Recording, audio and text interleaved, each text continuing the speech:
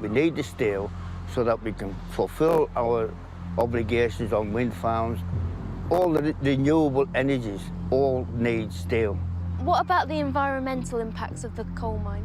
Will there be more emissions by this coal mine or by shipping coal from Australia? By actually producing the raw materials here on site, it will reduce the CO2 emissions.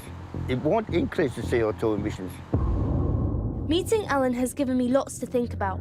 And he's right that steel is needed for so many things we rely on, from our cutlery to our cars, and yes, even our wind turbines. But couldn't we make steel a different way that doesn't use coal and doesn't damage our planet? Well, back in Sweden, they think they've hit on the answer. On the outskirts of the city of Luleå, there's a steel plant. By its own admission, the company that runs this site is responsible for 10% of Sweden's carbon emissions. And here's why. This is the blast furnace. It uses coal shipped in from Australia to begin the process of making steel. You can see with your own eyes just how dirty and polluting it is. And when you're actually here, you can taste the carbon in the air at the back of your throat. It's horrible.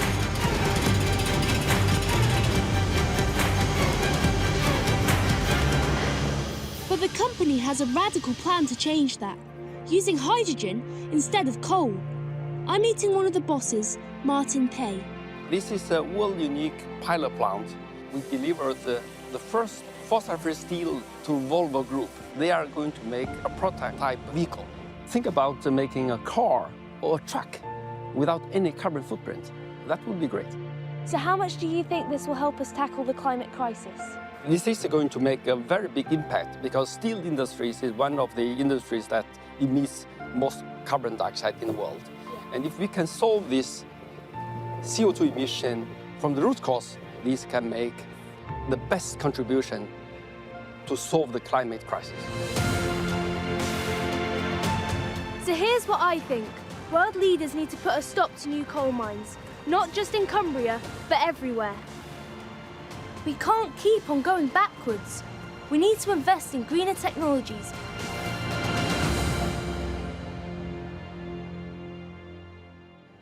So, that's it.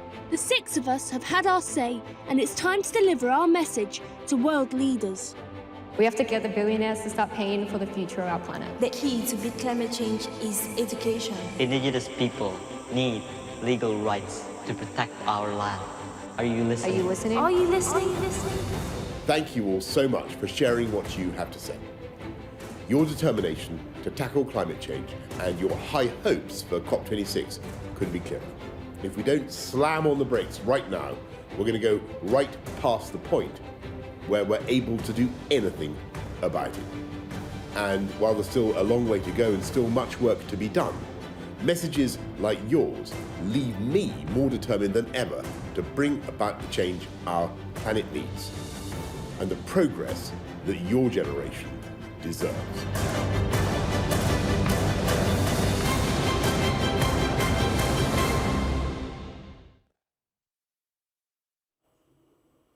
Let's get a quick look at the weather. Well, we're in a mild spell thanks to southwesterly winds, but it'll turn much colder by the end of the week. Most places will see temperatures well above the October average today. Southeast England, dry with sunny spells for a time this afternoon, but patchy light rain will move in later. The rest of Britain will see rain clearing gradually with some bright or sunny spells developing, but it'll stay rather cloudy overall. Northwest Scotland, drizzly outbreaks into the evening, while Channel coasts can expect heavy showers later on. You're watching Sky News. Coming up, Westminster prepares to pay tribute to one of its own. Sir David Amos's family lay flowers at the scene of his death on Friday.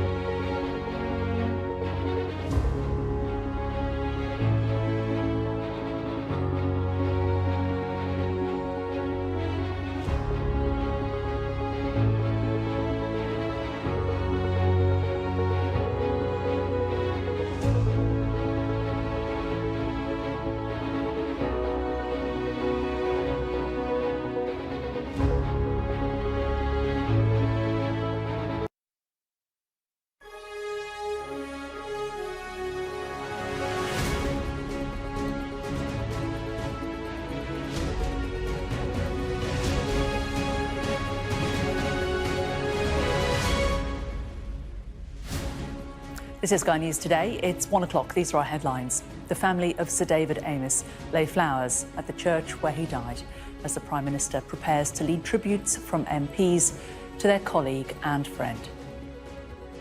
The killing has started a discussion around the safety of MPs, but the Deputy Prime Minister tells Sky News he's in two minds about police protection. I probably wouldn't choose to have them outside a surgery that I had. I think I would worry about the chilling effect.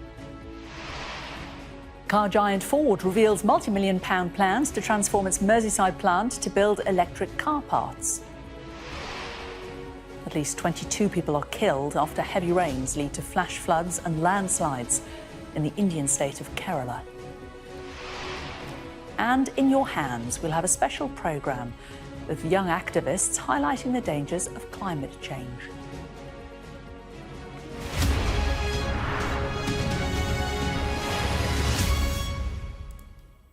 Hello, good afternoon. The Prime Minister is to lead tributes to Sir David Amess in the House of Commons today. Politicians are expected to share their memories of the father of five who was killed while meeting constituents in Leigh-on-Sea on Friday. His family have asked people to set aside hatred because Sir David was a man of peace. Well, in the last hour, they visited the church where he died. They were met by the Minister of Belfair's Methodist Church, the Reverend Clifford Newman. He had a short private address with them outside, and they stopped and read the floral tributes and the messages that had been left there. Joe Pike has this report.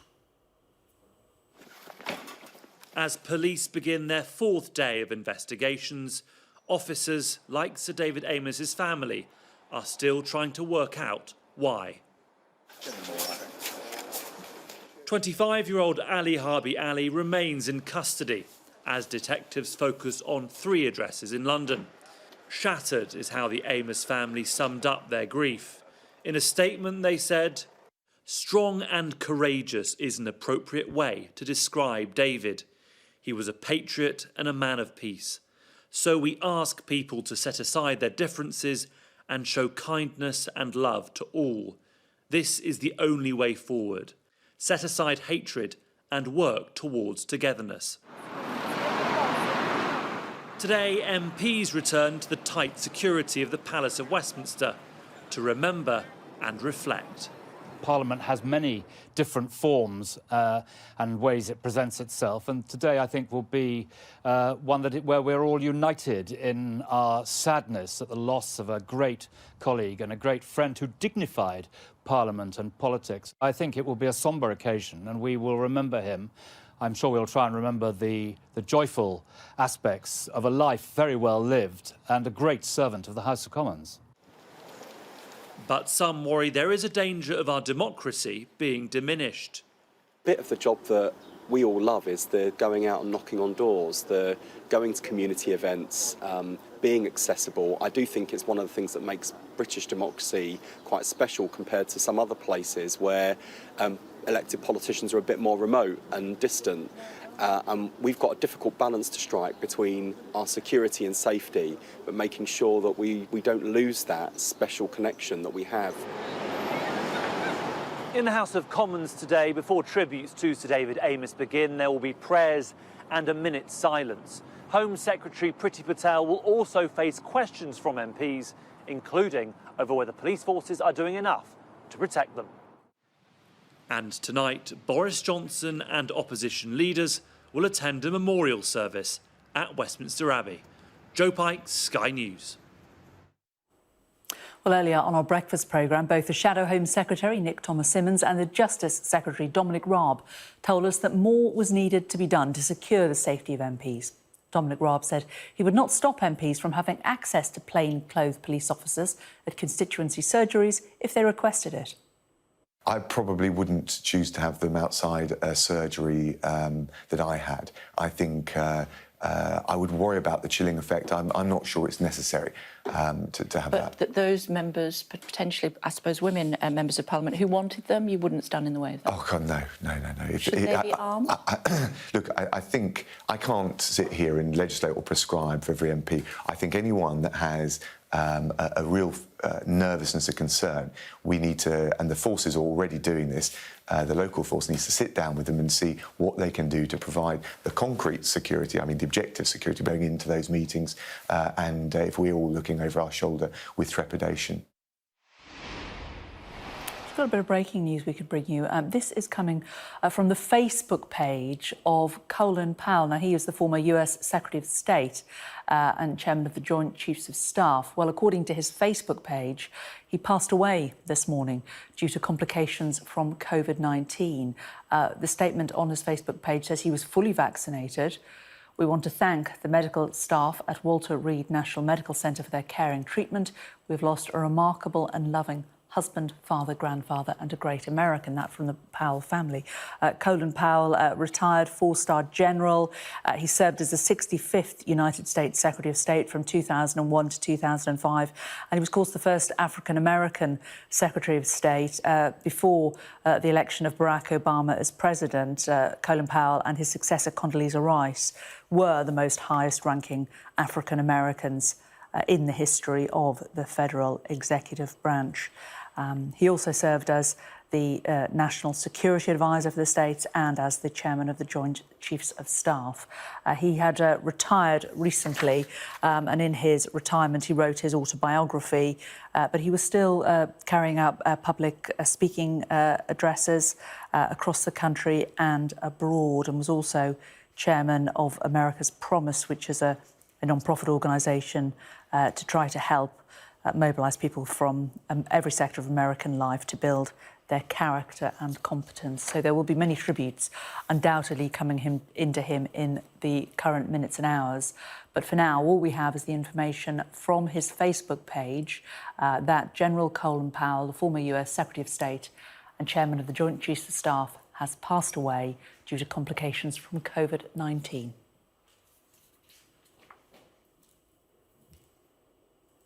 On that as we get it. Well, let's return to politics here, and our political correspondent Rob Powell joins me now from Westminster. And Rob, Parliament is due to reopen today after the break for the summer holidays and, of course, the parliamentary conference season. And this is usually a sort of straight back down to business, lots to do day, isn't it? But it's going to be a very different feeling today.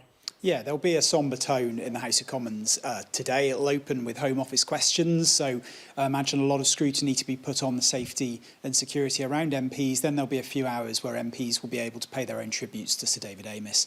And then a service that will go on just over the road from the House of Commons that MPs can attend if they would like. Of course, as well as the tributes and the stories that will no doubt be shared about Sir David, there will also rapidly, I think, be a lot of attention paid, as I say, to what this means for the interactions that MPs have with their voters, with their constituency members as well. And we got an indication in the last hour or so of the Prime Minister's thinking about this. We've had the regular daily briefing that his team in Number 10 give to political journalists, where his spokesperson very much emphasised, I think, that the Prime Minister felt that whilst he acknowledged MPs would rightly be concerned and may have worries in light of what happened in Essex on Friday, he also said that this cannot get in the way of democracy and that MPs won't be cowed by those who seek to spread hate, and that the Prime Minister had been impressed by the bravery of MPs that over the weekend had gone out quite defiantly